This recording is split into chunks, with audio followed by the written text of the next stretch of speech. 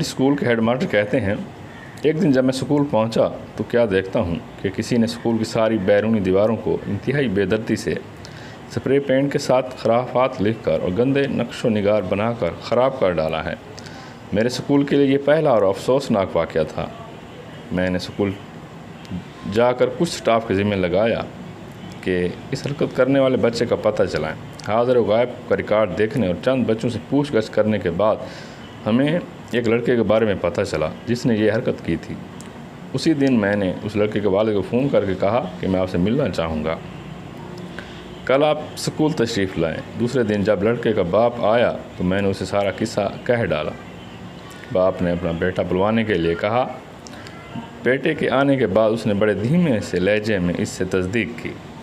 لڑکے نے اعتراف کیا کہ باپ نے وہیں بیٹھے بیٹھے ایک رنگسار کو فون کر کے بلایا، دیواروں کو پہلے جیسا رنگ کرنے کی بات کی، مجھ سے اپنے بیٹے کے رویے کی معافی مانگی، اجازت لے کر اٹھا اور اپنے بیٹے کے سر پر شفقت سے پیار کیا اور دھیمی سی آواز میں اسے کہا، بیٹے اگر میرا سر اونچا نہیں کر سکتے تو کوئی ایسا کام تو نہ کرو جس سے میرا سر نیچا ہو، اور یہ کہتے ہوئے چلا گیا۔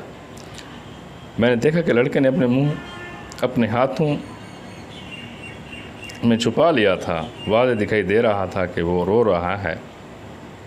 مجھے بہت حیرت ہو رہی تھی کہ لڑکے کے باپ نے کیا خوب نفسیاتی طریقہ اپنایا تھا۔ اس کی چھوٹی سی بات نے جو کام کر دکھایا ویسا نتیجہ تو مار پیٹ سے بھی نہ حاصل ہو پاتا۔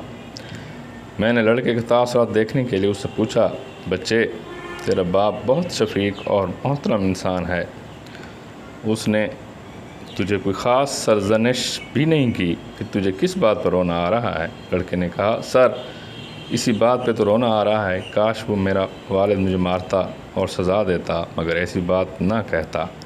لڑکے نے مجھ سے معذرت کی اور اجازت لے کر چلا گیا۔ پھر میں نے دیکھا کہ اس بچے نے میرے اسکول میں اعلیٰ کارکردگی دکھائی، ہر کلاس میں ٹاپ کیا۔ سچ کہا کسی نے کہ اولاد کو پیار سے سمجھانا چاہیے، نہ کہ ڈنڈے سے یا گالم گلوچ سے۔